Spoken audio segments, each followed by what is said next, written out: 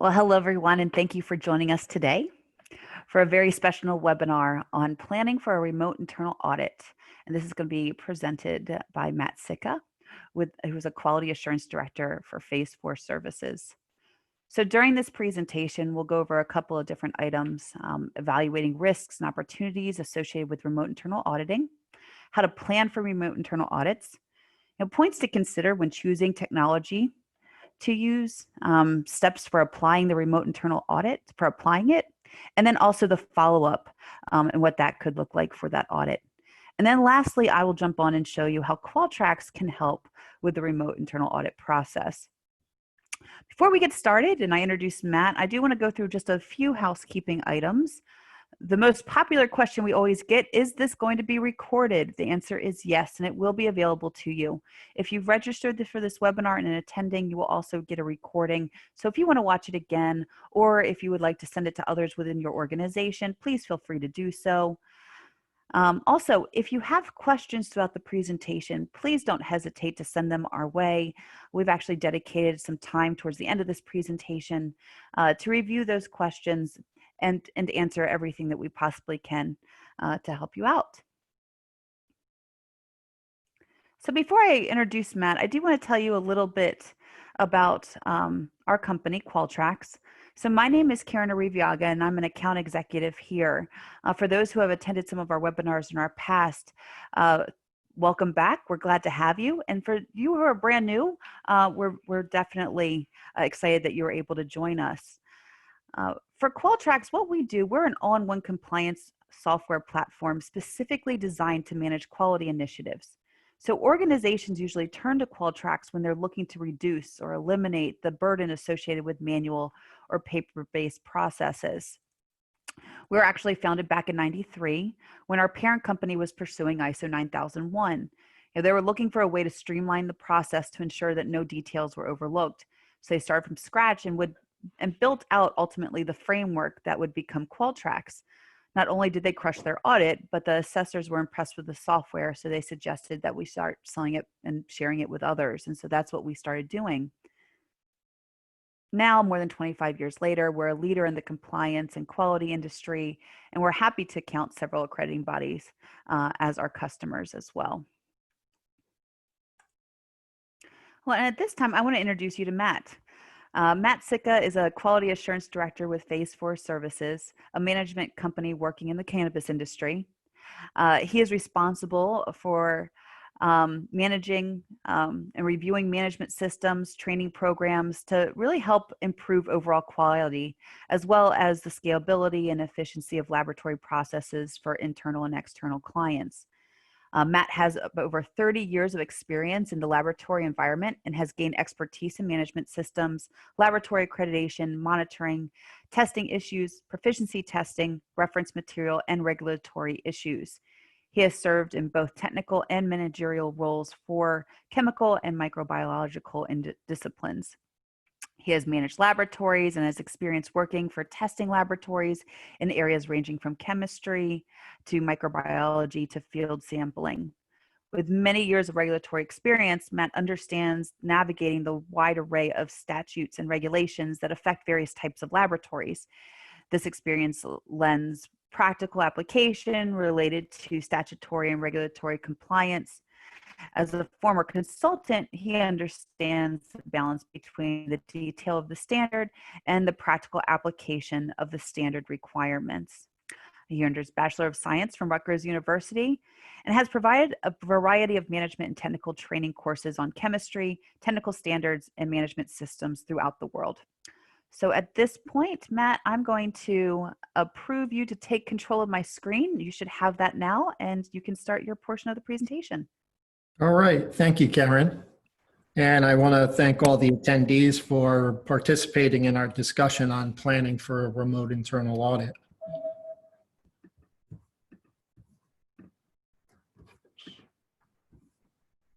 So, sorry about the skipping slides, trying to get the controls down pat.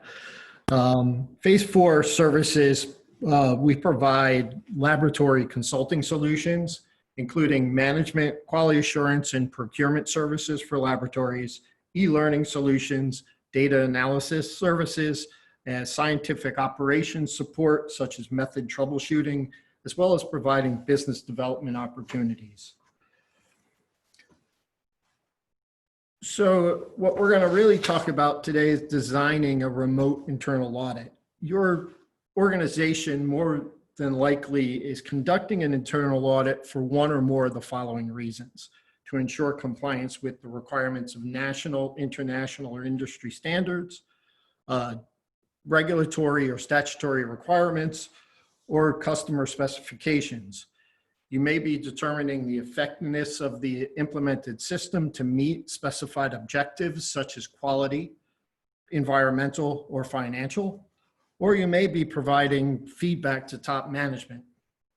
Collectively, we have had a long history of performing on-site internal audits, but have we adequately prepared to provide for a remote internal audit as part of our business continuity plans? With recent health and social developments and the economic situation creating a need for testing and manufacturing in response to COVID-19 outbreak, there may be a need to rethink how you're performing your internal audit, since currently we need to still verify compliance to serve our customers and our community. Some of the common methods of internal auditing that we have used in the past included system audits, which were verifying the implementation of all aspects of the system; process audits, which provides an in-depth analysis to individual aspects of the management system; and product or service audits, which reviews a series of processes and their connections. These can be related to product realization or item testing or calibration from start to finish. For product audits, it will include the stages of design, production, and delivery to verify conformity to product or customer requirements. For services such as those in a testing laboratory, the audit may include item receipt, the test itself, its related traceability, and other technical activities that support the reporting of results. You can design a remote audit using all of these methods. You can also provide an effective remote audit by doing following simple guidelines and some careful planning. This approach is going to be scalable, so you can do it when you're doing an internal audit for a small site, as well as over many sites. There are many reasons that you want to do a remote internal audit. It might be that physical access to the facility is limited due to an emergency situation. While this may be the reason on our minds today, it's not the only reason that you can do a remote internal audit. Other reasons include the performance of key activities on other locations than the one that you're located at, or the subject of the audit may be a soft service where providing an on-site audit provides little value. For example, if a process is managed through a database, you don't necessarily need to go to that location or to that department to see the database. In a time where social distancing is encouraged, you can just log in remotely and do a screen share, or through a video conference, still provide an effective audit. Hey, Matt, I'm going to jump in for a quick second. The slide that we see says goals for today's session. Is that Yep. the slide you're talking to? Okay, Yep, I just want to make sure. I'm building into it right now. Got it. Thank you. Sorry about So before I give the objectives for the discussion, let me give the 10,000-foot view of the remote internal audit. The remote internal audit's a process that uses several approaches of gathering evidence, including document and record review, interviews, and witnessing of activities, all by the use of available technology. You may find that you have much, if not all, of the technology at your disposal today. The starting point of any good audit would be a review of documents and records. For this, it's best to make that document request up front. The easiest way is to be able to use a cloud-based system. such as a management system or compliance system. But if your system isn't cloud-based, you may need to use commercial file sharing for upload and download of these documents or records to support a remote operation. You can still schedule interviews with auditees, and this can be achieved through video conferencing or phone interviews. The verbal evidence provided is helpful in evidence tracing and clearing up any outstanding issues. Depending on your audit objectives, you may also want to witness activities to gauge competence of the staff, as well as review practice against what has been documented. This can be through photographic evidence, pre-recorded video, or again, using video conferencing. You might think this is a headache. Our operation's not really set up for this type of activity. We're really small. It's just not feasible to do a remote audit. And you may be right. This approach only works with the availability of the correct tools when assessed for feasibility and having done an evaluation of the risks to that remote approach. So today, what we'll talk about is how to decide to proceed based on the feasibility and the ability to manage risks that you see.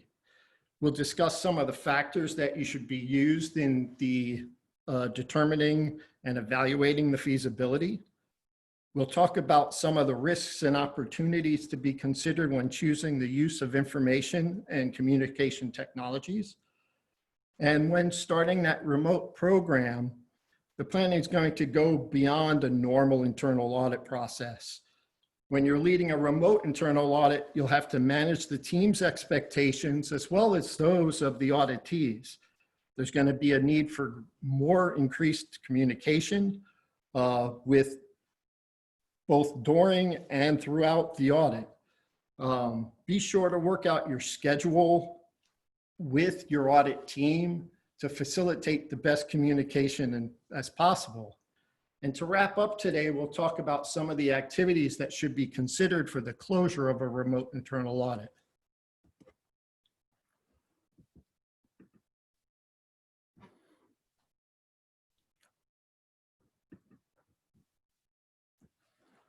To evaluate feasibility, you must determine the resources are available to support a remote internal audit. First, evaluate the confidentiality and data security needs of your organization. If software not normally used in your work network, if you're using software not normally used in your network, evaluate the platforms to see if they meet company IT requirements. For example, some video conferencing platforms do not provide end-to-end encryption. While this may not matter to some companies, it might be needed by others. You also need to understand the company's policies on intellectual property and those specific confidentiality requirements when it comes to the work from home environment. This situation is going to be different than working in an office. Or if you have a separate home office using company supplied equipment, it may be different than working from your kitchen table using your own personal device with a personal assistant device sitting somewhere in that room. You and an audit team must have an understanding of company policy when it comes to the use of personally owned equipment. Work with IT to understand what's allowed and to ensure that any allowed devices have the latest security updates as well as the current virus definitions and firewall rules. Remember that you want those protections to be active. If you don't have a true office space in your home, ensure that personal assistant devices such as Google Assist, Siri, Alexa are all turned off and not capable of listening in during your audit process. If the audit pertains to national security or intellectual property, you may immediately determine that a remote approach is not feasible. Next, you'll need to evaluate the use of the information and communication technologies. This includes the evaluation of the infrastructure.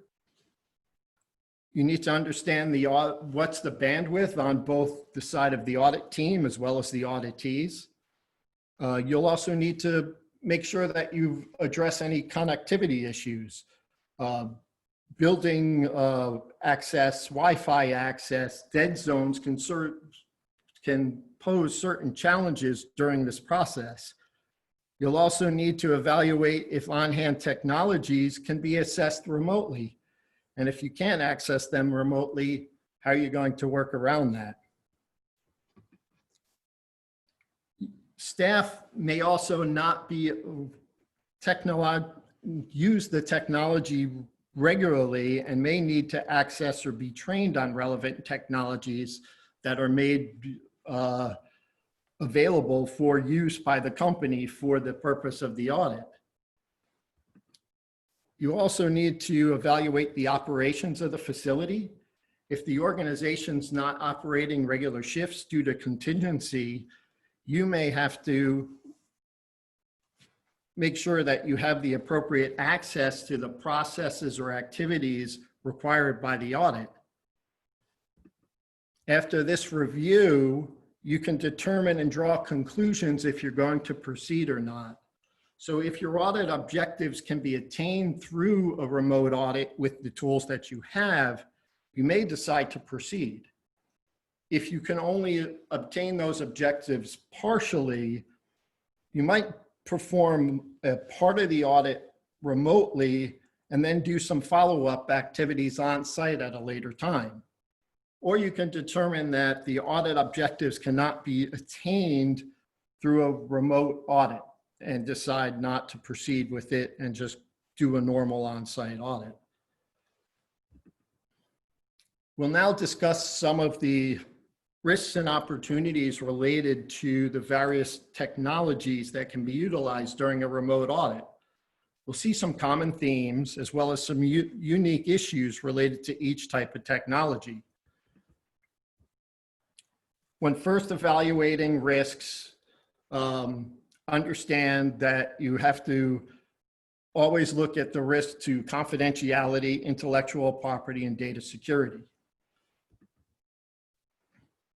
You need to know that everyone can have access to what they need during the audit. For document and record systems, make sure everyone has the appropriate credentials applied. If your organization does not have a cloud-based system, you may need to use a file sharing site to share your document and records. Be aware additional risks may come into play here with potential violations of copyright laws, if you have to put up multiple documents, or the need to duplicate documents, which creates a potential for data inconsistency. Another risk may be related to scanned materials. If you're still very dependent on paper in your processes and you scan them for the purpose of the audit, the scans themselves may not be complete. They may not be in order. The orientation may not be correct. They may have pages missing. So the quality may not be the best to really get the information that you're looking for.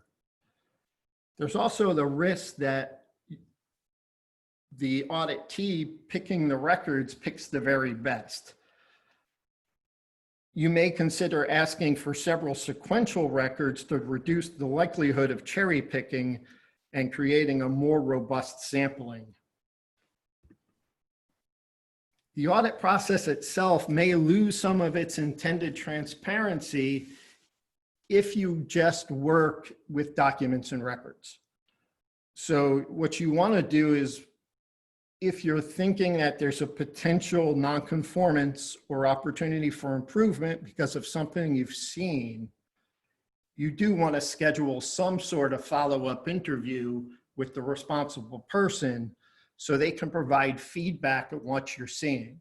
It might be a misunderstanding of the information on your part, or it may be a true opportunity for improvement or nonconformity, but always give a chance for rebuttal during the process just to make sure you're not writing a needless finding.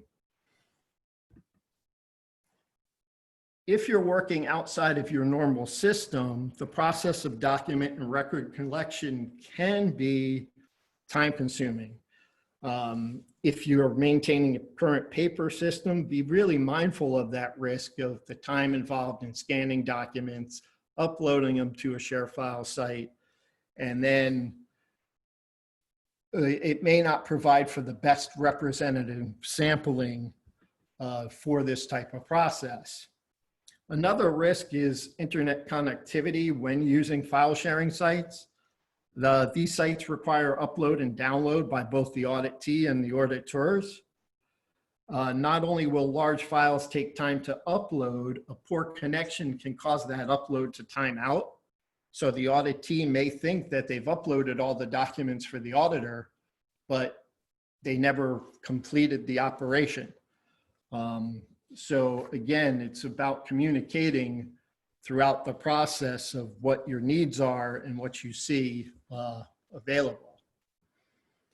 There's some obvious advantages to be able to use document compliance and record management systems as part of your internal audit process. Having the ability to ask for documents and records up front, you can be well prepared for your audit. The review can be a standalone function or performed prior to interviewing staff or witnessing a process.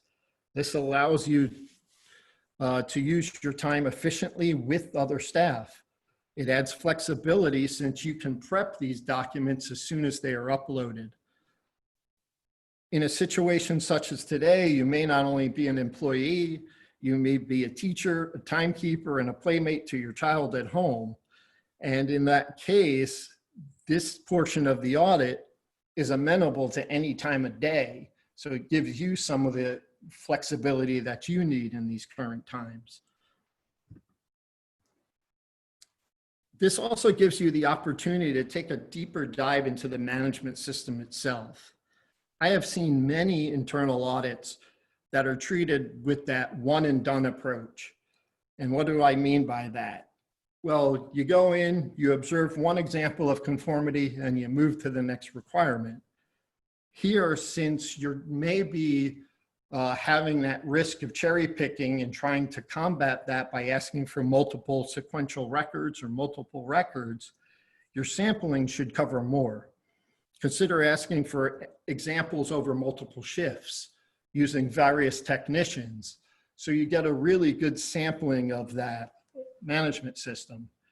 And while the document and record review can be standalone, it may not be the best approach for all processes.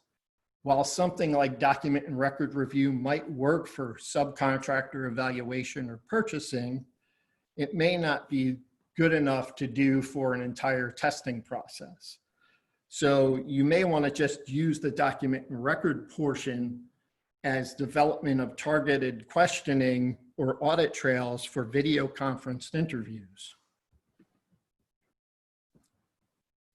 Moving on to video conference, again, there's risks related to confidentiality and data security.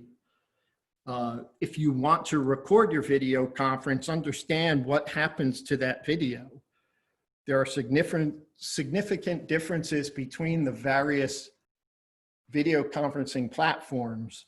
Understand what the risks are with each one. The quality of communication may be challenging because we lose a lot of those nonverbal cues that we have during a verbal discussion. We lose those to a degree in video discussions.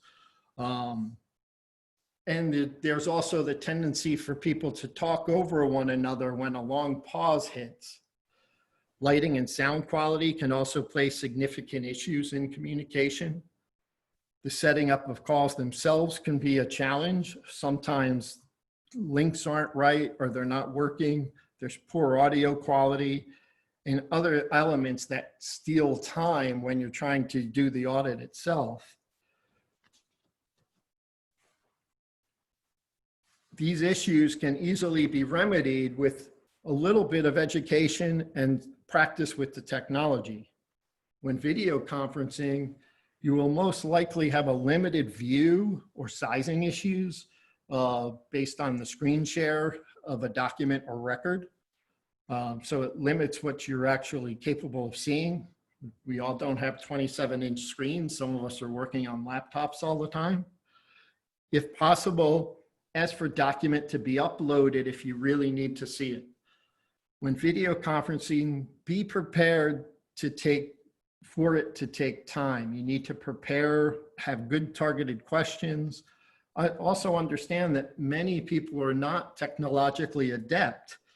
So there could be challenges and a little bit of training involved during the audit process. Another consideration is also service reliability. When the nation closed in March, several of the services were overwhelmed with people trying to use video for the first time or video en masse. And a lot of the systems were unreliable for that first week. While many of those processes have worked out now, still something that's a potential risk. Now, moving on to some opportunities related to video conferencing, it's just not for interviews. Video conferencing can be used for planning meetings, follow-up meetings, daily interaction with the audit team, follow-up issues. It's a good communication tool. It also gives you a decreased hazard or decreased exposure to any potential hazards. If the audit spans multiple locations, there's going to be the reduction of travel costs related to the audit. And not only is it a convenient process because you can do it remotely, that this allows all employees an equal opportunity to be engaged in the audit process, even those that have impairments. You may choose to use live video feeds to witness some work, and this might be done through the use of security camera feeds or something such as a GoPro or similar sport camera live feed to facilitate the audit. The risks will be similar to video conferencing with a few other considerations. A live feed has the potential to expose more client information, so really have an understanding of confidentiality and how to protect that data. The camera location or camera skills may create quality images. Lighting and angles may not be clear for really the viewing that you want to see. With video events, the authenticity of the event may be questionable. Does the event witnessed really portray the actual practice? Or is this staged because that's the way the procedure says it? So to mitigate this risk, you might want to witness multiple technicians or see the activity over various shifts. You may be required to manage time differently since there's going to be time down throughout the process. So you may not have a continuous feed or have to sit and watch a continuous feed. The auditors will need to communicate with auditees to understand what time the next steps will occur. As mentioned before, there's risks related to internet connections between the audit team and the auditees. One of the unique risks here for a simultaneous feed, especially if you're using a wearable device, is that battery life can become an issue.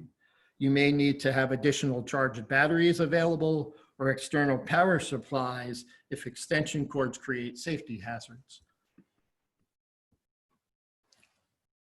Some of the opportunities related to simultaneous feed is that you can actually witness the process as it's running. Simultaneous feeds allow for increased sampling by watching multiple personnel over multiple shifts. And it also means that you can verify actual practice to support your observations that you already found in your document or record review.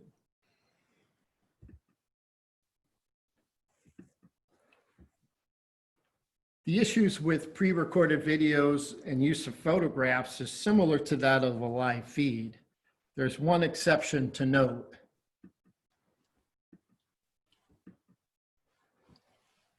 The auditee has total control of the content of where the video is taken, when the video is taken, or the photograph.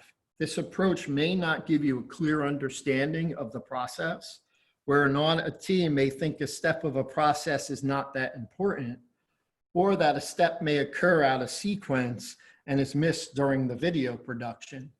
An example of that may be, I come in at 8 o'clock in the morning, I turn my instrument on and start tuning it.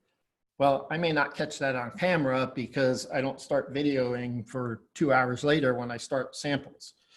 So you may need to communicate exactly what steps are required to be on the video or what can be omitted. Or you're going to need to hold some sort of follow-up video conference to follow up with any questions. One opportunity is that you can ask for those steps that you really need to review. Here you become the director of the video from afar. You most likely want to see the active steps of the process, not any of the passive steps. I call this the cooking show approach. I can see the preparation of the chicken dish, but not watch it marinate for a few hours. And then I can watch that prepared chicken go in the oven and then magically come out cooked after a commercial break. We can do this same sort of activity with microbiological test or a chemical test where you're catching the key activities throughout the process.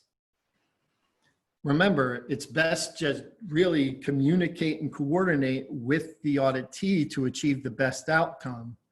And this again also complements document and record review. Some of the planning issues. It requires more coordination with the management team, with the auditees than a normal audit. Many times the regular internal audit preparation is agreeing on dates. This is going to take a lot more coordination with that because you're going to involve multiple people, multiple IT. So you need that availability of your resources. Some of the factors that you're going to need with the resources are understand verifying internet access and bandwidth, Wi-Fi and internet capability, capabilities to provide remote access to records and documents, allocating the appropriate computers, tablets, or other equipment to facilitate the process. There's also safety considerations that may come into play if you're having extension cords to carry around cameras or computers. When planning, you're going to probably use different audit techniques than you may have in the past to audit certain processes. This may require some additional audit training for your audit team members. This will also use the team may use a combination of technologies to review certain processes, noting that one approach will not be appropriate for all type of processes. A document and record review may, again, be appropriate for purchasing, but not for a technical item on a scope of accreditation. Scheduling with staff on a temporary schedule will need to be examined. Coordinating again with management and the actual audit team as well as the auditees is going to be important. Staff availability goes beyond that though of the auditee. It will also include technical support such as IT or having someone available to be carrying the camera. So at a high level, we've really discussed the pre-audit activities of a feasibility assessment and a risk analysis. This is the process that I would personally use for a remote internal audit timeline. I would first schedule after the risk assessment some practice video conferencing just to get an understanding of the capability of the room. That's one of the biggest challenges when you're doing a remote audit is you're not really focused on the audit portion. You really need to focus on the technical activity. So you need to work through some of the kinks of where cameras can be placed, where you have Wi-Fi connections. Sometimes the equipment isn't going to be accessible. So you may have to do a video recording, or you may have to do a follow-up audit on site. But this way, you're not going to waste a lot of time during the audit process. You can figure out early on what you can and can't do remotely. Then what you want to do is sit with your audit team and prepare a list of documents and records to facilitate the audit objectives. Once those are prepared and submitted, review those documents and records, prepare any open questions related to any issues that you've observed.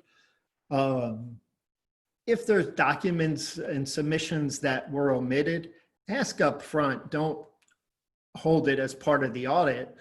You can try to get it done early on in the process to facilitate good use of time. You don't want to have to review a document via a video conference if that can be omitted.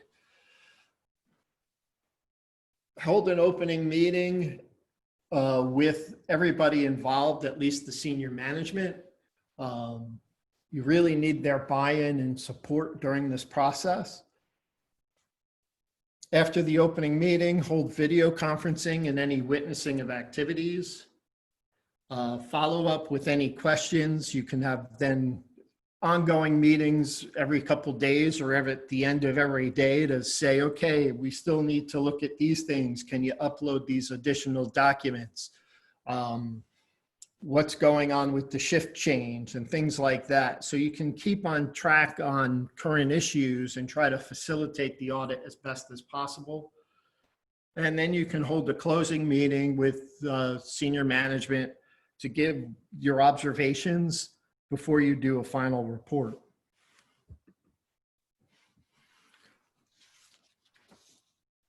Follow-up activities will really depend on what technologies were used and what external technologies were used. If you were able to VPN into your entire system, you may not need to do anything.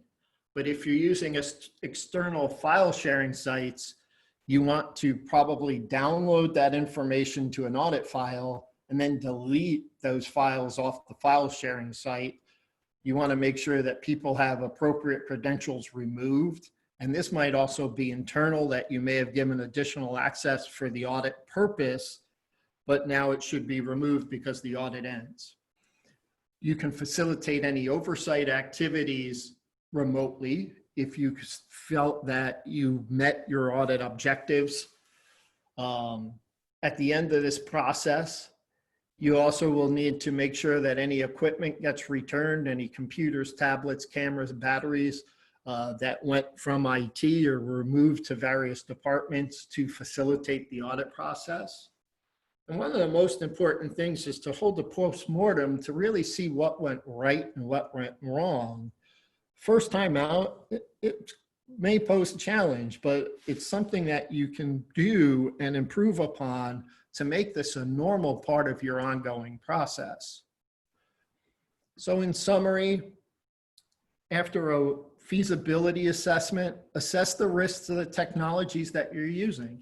You may find that because you're working behind a firewall through a VPN, you may not have many risks and can facilitate all of your audits in this manner. Remember that communication is going to be very important in this process. I can't say that enough. It's going to be the most important fact, is to keep everybody in the loop. Be sure to test your technology prior to the audit itself. Make sure that there's connectivity between the auditee and the audit team. Understand that the timing of the audit in one way may take longer because there's a lot of upfront activities that occur, but it will minimize the actual interaction with other staff. It's going to seem longer on the side of the auditor than anyone else. And then remember, be patient because everyone's going to be using different skill sets. I remember the first couple conference calls in the last month and a half that some people had, where people had troubles just using video conferencing. It's if you're not used to using it every day, people are going to need a little practice. The other thing is people aren't used to wearing a GoPro or holding their phone like a camera so you can see something, or people aren't used to being a director and saying, I need to see these 10 key steps of this activity. So be patient, you'll get through it. I thank you, and we'll hold any questions for after the next presentation. Oh, thank you so very much, Matt. And if you can let go of control, just let me know when you do that. I can start my part. Okay. So all right, I will take it. So what we're going to do now is I'm going to quickly just walk you through, with the way that Matt talks about remote internal auditing, how is that done within Qualtrics, and how do some of our current customers use our system to help with their remote internal auditing? So first, just from the start, Qualtrics is built on a hosted platform. Our cloud-based offering allows our customers to access Qualtrics from anywhere, just using a web browser. Now, you can imagine this is very helpful when employees are working from home. You also don't have to worry about VPN access or making sure your IT department, if you have an IT department, has everything set up to allow you to access your data or information remotely. We find that this is super relevant right now because of COVID-19. However, what we sometimes forget is that emergency situations can happen more than we would like to, whether that's weather-related natural disasters or unexpected events that pop up. At the end of the day, having remote software and remote systems in place can really help to get you through some of those scenarios. In fact, what we've recently seen with some of our customer base is that since COVID-19 and the shutdown of businesses and such, we've actually seen a dramatic increase in usage from our hosted customers, really just taking advantage more and more of the system itself. So I'm going to log in as Trevor, and Trevor happens to be a quality manager at this organization. And when I log into Trevor's instance, the first page I'm going to come to is his inbox. And his inbox is his to-do list. As you can imagine, with Trevor being in quality, he has a lot to manage in Qualtrics. Now let's pretend that Trevor needs to schedule an internal audit for his organization. To do that in our system, he's going to kick off what we call a workflow. A workflow is a way to automate a process where each step is defined with customizable fields and routes that have automatic email alerts associated with them. And those notifications are what keeps people on tasks and holds employees accountable for the tasks that they need to complete pertaining to quality or other business-related processes. Internal audits are actually a process that's a part of our best-in-class workflows. Best-in-class workflows, there's 6 of them that will come with your instance, and they're pre-populated workflows to kind of get you started with our process automation feature. So in this instance, what we're doing is scheduling an internal audit to happen. I need to let anybody who needs to be a part of this internal audit know that it's scheduled for a specific time, what they need to be auditing, what are they auditing to, and such. So at this point, I would be able to choose. Now, I'm just going to keep with Trevor for this time being just because we're in a demo instance. But you can imagine if I need to audit microbiology and I need to bring in a couple people from that department, I can choose them at this step so they start getting notifications that this internal audit is going to be happening soon and that they're required to attend. So we've got Trevor here. It's going to be in the micro department. Now, what's audit standard set or documents do I need to be aware of? This is an area where you can just type in information that would say, I really want you to dive into clause 6.3 around equipment logs and maintenance procedures and the calibration SOP, and really do the internal auditing around that for this department. I even have the ability to bring in specifics of the standards and the clauses, and so I could pull up 17025 and actually associate the sections that I want to audit with this. You do this because then you can run reports on it later. And so you're going to be able to see trends and opportunities improvement or identify risks, all of which are things that Matt talked about when he was presenting. I could add additional audit information from previous audits and then schedule when I want this to begin. For today, we'll say today, and I would hit assign. As soon as I hit assign, anybody that was labeled as somebody that was going to partake in this audit is going to automatically receive a email notification and a inbox notification letting them know it's time to start reviewing this audit. You can see here that they have the information that they need to review, and all they need to do is make sure that they're preparing to perform this audit at this date. So when Matt talks about making sure you have cameras ready or making sure that you have the right equipment to be able to conduct these audits, this is that opportunity for that group or individuals to get that information or that those resources ready for that internal audit. So at this point, yes, everything looks great. I'm ready for my audit, and we can go ahead and start the audit. I would type in who is participating in that audit. So if I have a couple of people from the microbiology section, I could add them. I could say when that audit was going to begin, and then I can start performing that audit. Now, because that audit's not complete yet, I'm going to leave some of this information blank and simply just hit save. Now, at this point, I want to go perform my audit. Well, I'm going to do that by running a report. I want to first be able to see all of my SOPs and all of my equipment logs that pertain to this part of the standard. So you can do that in a couple of ways. You can either just look at the documents that you have in your document tree. These are, of course, going to be the last published revision of those documents. You can run a document report, or you can do something through our advanced search. So we're going to do that. We're going to click on documents, and I'm going to run a search based on the standards that I am going to be evaluating. So I come over here where you see this field called standards, and I'm going to come down to the area that I want to dive into. So we've got everything in section 6.3. I can run this report, hit search, and it's automatically going to bring up every document that I have associated with these standards in the system.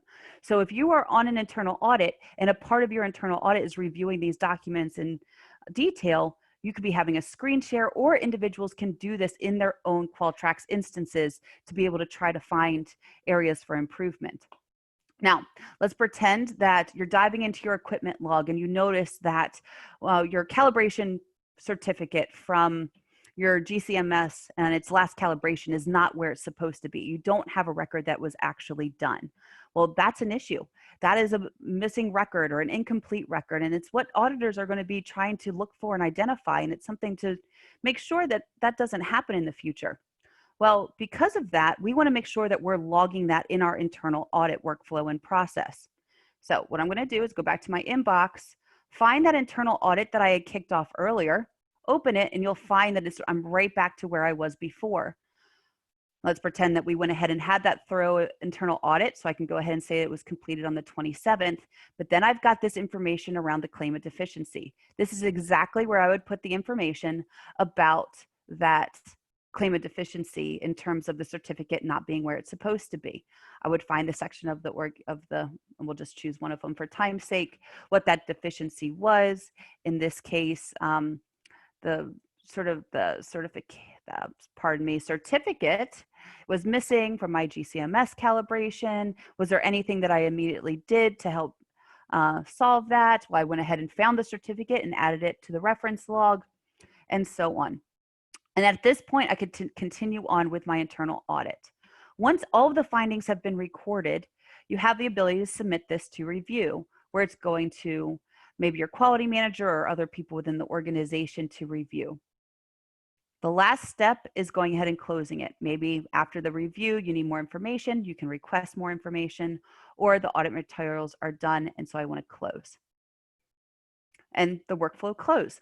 And now you can go run a report of all of your internal audits that you have for your organization and quickly look at those records. And now you are in conformance with the internal audit portion of 17025. Now, what happened to that nonconformance that we kicked off? How do we make sure that somebody is going to address that? In Qualtrics, we have the ability to launch corrective actions from other processes. You see that with our internal audits, our proficiency testing, and a couple of others. So if I actually come up here, I can actually see that some of those were processed here. And if I wanted to, I can run a report in terms of corrective action requests, and this is going to pull up all of the corrective actions that have been submitted through this instance of Qualtrics. And so I can see here that in the last year, all of these corrective actions have been submitted. And I actually have a couple here that pertain to equipment maintenance. So calibration certificates, this is the one that we just kicked off. The other one is over here about an instrument not properly being taken out of service in the microbiology department. Well, these are red flags. These, when Matt is talking about trying to identify risks and opportunities for improvement, these are the trends and the data that you want to have visibility into to be able to identify those risks. As a part of ISO 17025, you need to be able to identify those risks, log them, and put actions in place to make sure they're either being monitored or taken care of.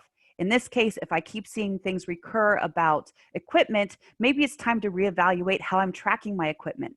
Maybe instead of having a log that's in Excel, I should move to something that's more detailed, that's a workflow that really controls every step of the process.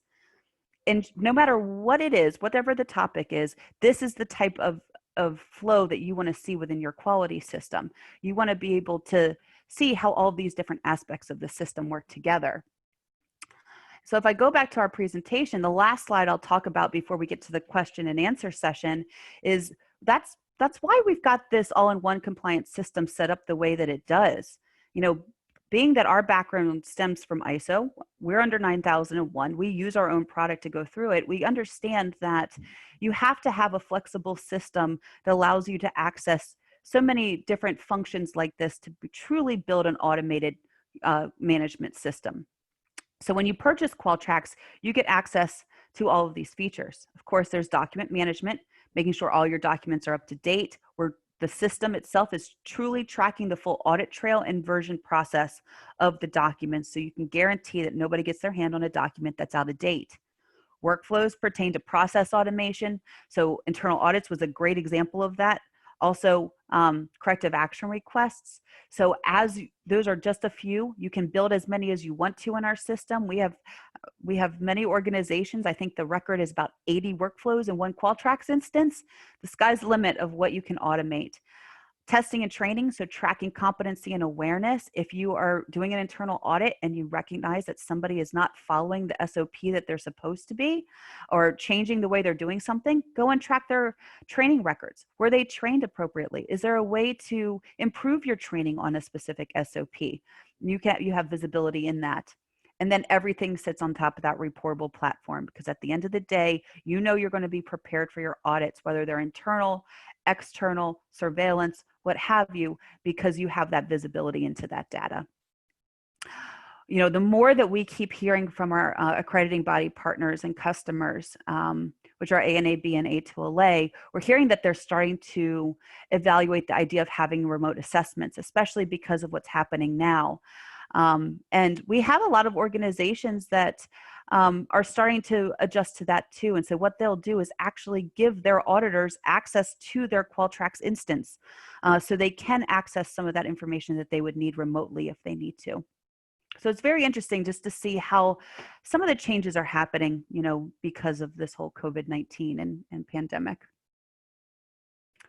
Well, Matt, that ends my portion of the presentation. Feel free to jump back on. And I know we've got some good questions coming in. So let's go ahead and start answering them. And I'll read them off. You there, Matt? Yep, I'm here. All right.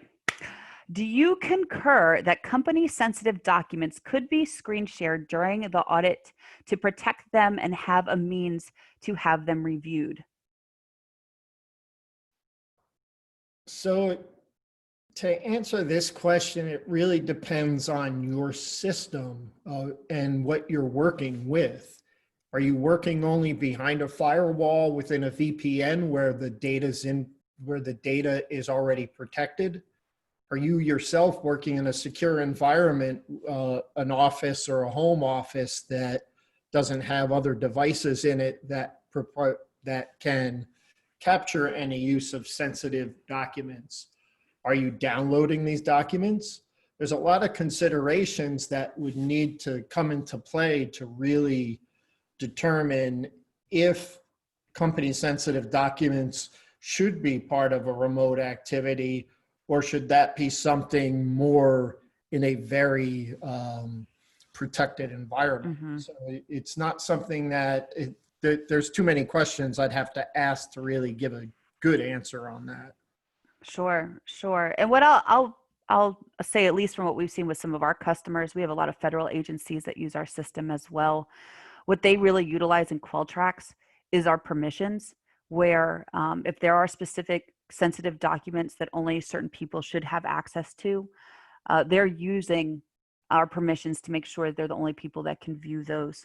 On top of that, if you're in an internal audit situation or scenario, like sometimes they can be, because everybody has their own unique login to the system, they don't necessarily have to be on a Zoom meeting for both of those people to access the same document, because they're each logging in as their own separate selves into the system, and they can still have a conversation around that. So Warren, if there's more to that question, feel free to put that into the question area, and we'll try to address. Here's another one. Currently, my company utilizes Skype for witnessing lab processes. Matt, is there a software that you think is best for that purpose? Again, it's really going to depend on your need. Is it something that you can do from a desktop? Skype may be appropriate. Depends on the operation. If there's a lot of steps involved moving from laboratory to laboratory or process to process, maybe a GoPro Live would be better for that approach. I've utilized in various audits tablets, smartphones, and the most clunky approach has been the use of Skype or another video conferencing platform on basically a laptop where that was carried around. That creates all sorts of issues in the long term because battery life is not going to last very long with that activity running. Great. And it kind of sounds like, when listening to your presentation, Matt, it's like practice makes perfect. At least it sounded like from you and what you're kind of going into, like you can conceptualize what it's going to take to be able to perform this, but it's probably a good idea to practice it first before you go ahead and actually do it for real, just to make sure that the equipment that you think is going to work will kind of get the job done. Is that right? Yeah, I would practice with a small process first or an easy test that can be witnessed before I go into a much longer, complex operation. Work out all the bugs, and there will be bugs. Yeah, practice makes perfect. Here's another one that's kind of along the same lines. Is there any experience with Google Glasses? Not directly with Google Glasses. Again, the Google Glasses are just another smart device. I think that there'd be great application here with Google Glasses, just because we can say, hey, can you look at this? Instead, it would be a little more challenging if a person has a GoPro on, because now it's, hey, flip your chest this way so we can get the right angle. So I think Google Glasses would facilitate the process, but no direct experience. Great. Slightly off topic. Any suggestions for remote external audits by clients, specifically with regard to preventing the audit from dragging on for months as opposed to typically a few days as we are accustomed to? The challenge with that is you're probably beholden to a contract. So it really comes down to the contract language and a good solid negotiation of the contract in the future to have a timely audit. If not, and I've seen this in the pharmaceutical world, where audit processes can go on and on and on. But really, it really comes down to the contract. If you want to participate in it, you probably will have to endure the audit.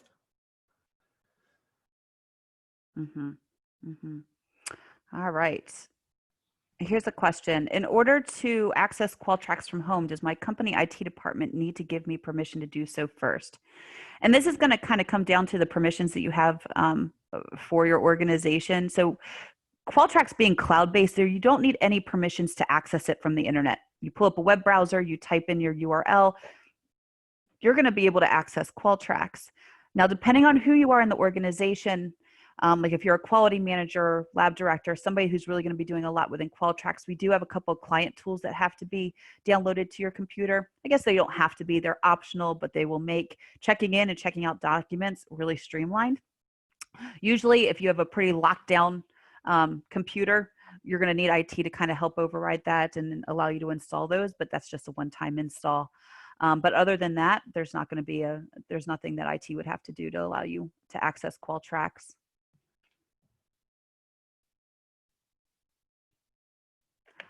Here's a question. Have there ever been instances where Qualtrics had an internal tech failure of some kind where a workflow was put in place or a document was uploaded but didn't register in the system? What can be done if this happens?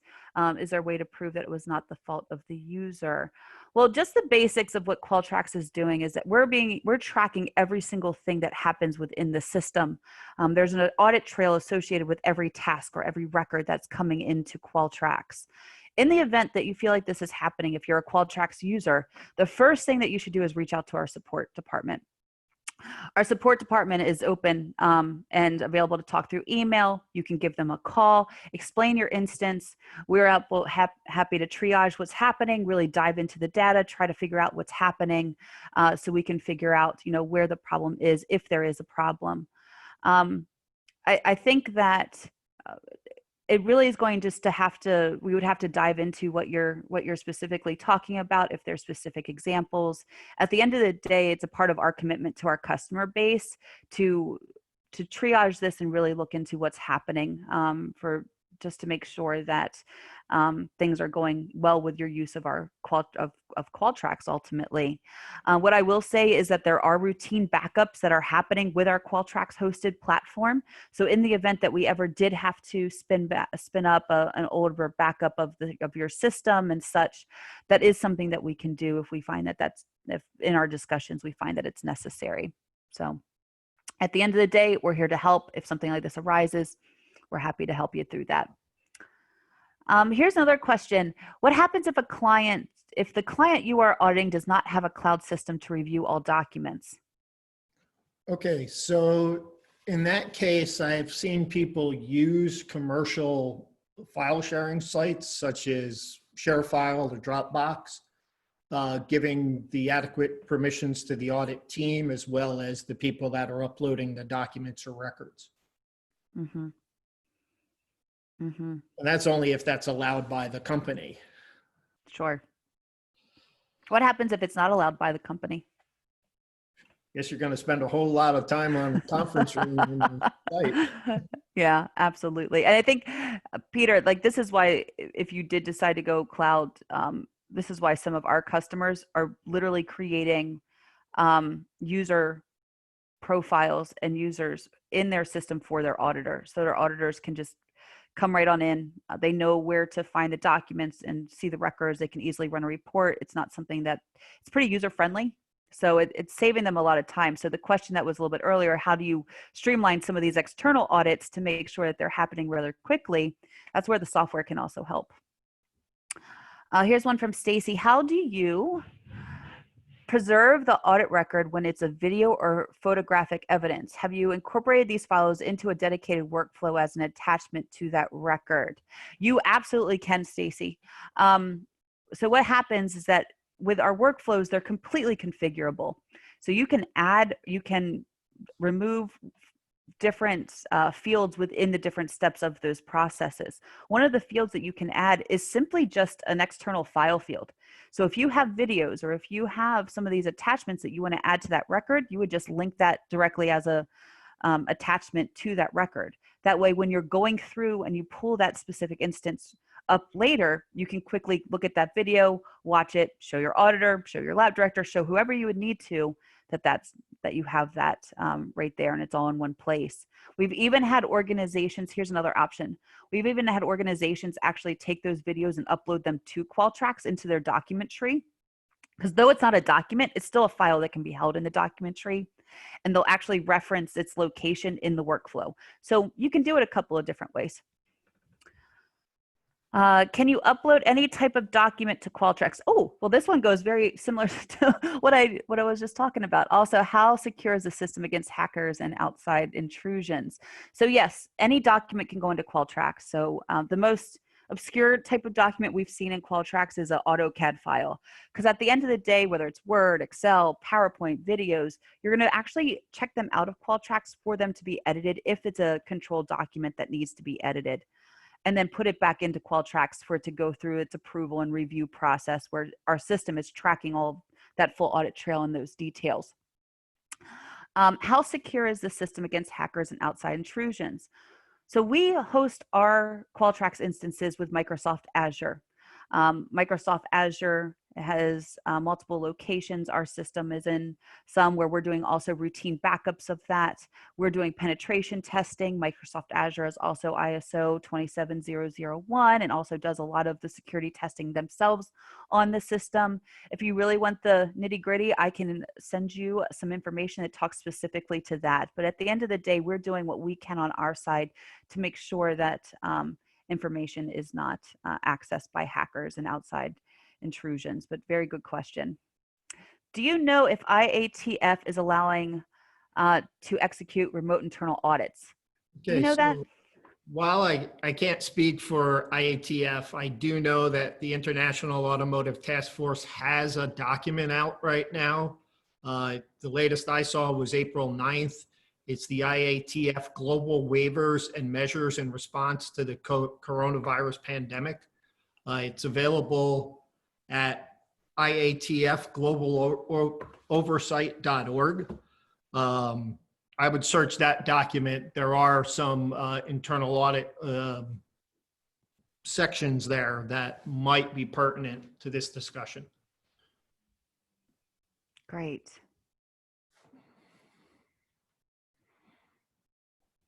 Oh, and somebody actually put a message in the chat. I used Skype for an actual manufacturing tour, and they had them and had them get close to the equipment to record the ID number to pull the calibration record to review. So that was probably something that Chris, you chimed in on when we were talking about Skype. So in Chris's situation, it sounded like Skype was definitely very helpful. So thanks, Chris, for putting that in there. Let's see. In an attempt to avoid cons and achieve more pros, what have you heard of or experienced of the cons with remote auditing? Okay, so this whole presentation came out of actual experience with either remote assessing or remote auditing. I've seen it all. I've seen scanned documents that were upside down and backwards. You name it, I've seen it. I've seen focus issues where you're trying to get equipment IDs, but the resolution on the camera is not good enough to really hone in on the small details required. The way that you get out of all of the cons and to get more pros really is practice and planning. Start small, don't go and do a large audit and think it's going to run perfect the first time. It really takes time to develop the process, to work through all the little issues that come up, and they'll come up. So it really is about practicing and really understanding who's on your team to support that type of function, because you may really need to call in IT support. You may need other people available to steady a camera or hold a camera. You may have people have to swap out phones.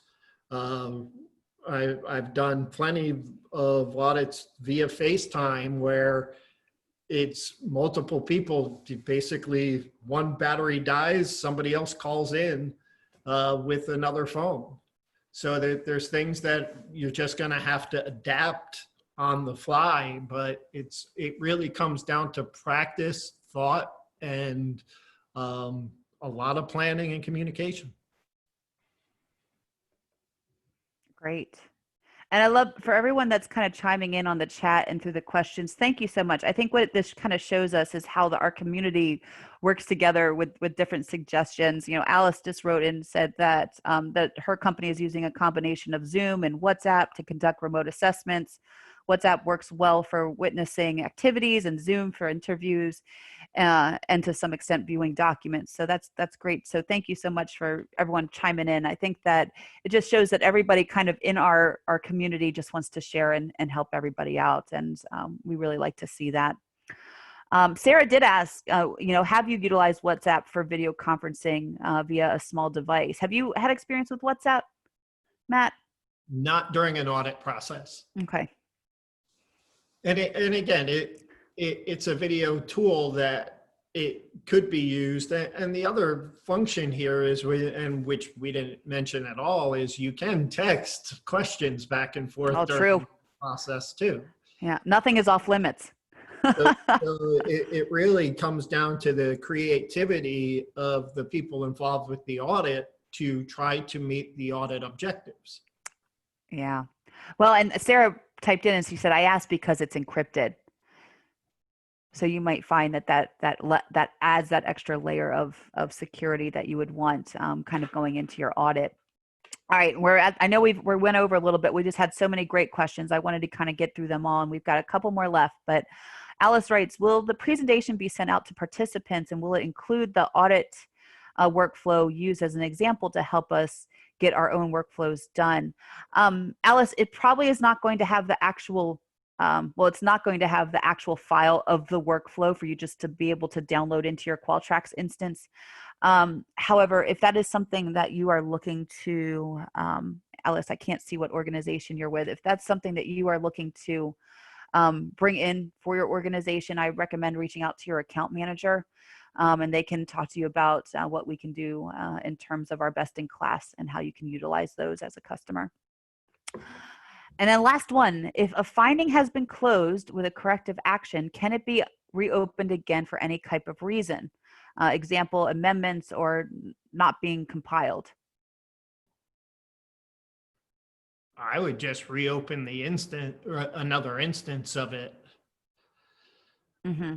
And redo it. And redo it, because it really depends on the situation, but there might be a double nonconformity here, that it may have been the issue wasn't adequately resolved and executed, and then the follow-up activity wasn't going on, but then there was an ineffectual review of that follow-up activity. That is a very good point, because by having it show up multiple times in front of your team, like especially through like management review, then it's going to get more attention if it's in there as a double record. Yep. And that's how you identify those risks and opportunities for improvement, and it's how your quality system grows. I mean, I think that's a really great point. I think from our system, we've seen organizations. We have seen organizations allow certain people within the organizations to be able to work with records. Just depends, I guess, like again, on the situation. I think the biggest thing to note is using permissions to make sure that only specific, usually very, very few people have the ability to do that is going to be very important. And it's something that we'll focus on during training with you to make sure that you're setting up your system in a way that really promotes that lockdown feel, where only people that really know what they're going to be doing when they're making changes to workflows and process data that's already been collected really truly know why they're doing it and what it's going to affect. So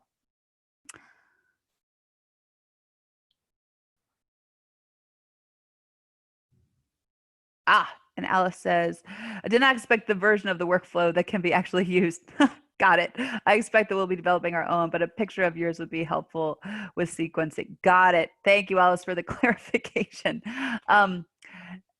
Absolutely. Well, I think just in general, you'll be able to have the recording and the image. If it doesn't show up in the recording, we can definitely see if we can get the diagram to you in some way or fashion, so you can kind of see just what those steps were. So we will see what we can do. All right, everyone. Thank you so very much for sticking with us today. I think that this was a great presentation, and we would love your feedback and let us know, how these work or how you like these presentations, what we can improve on, and how we can continue servicing you guys through this time. Matt, thank you so very much. I think that really everybody's going to walk away from this with a ton of takeaways, and it was a very Great. good one. Thanks for facilitating the discussion. Oh, 100%. We look forward to doing more in the future. All right, everyone. Have a great rest of your week, and maybe we'll talk soon. Bye-bye. Bye now.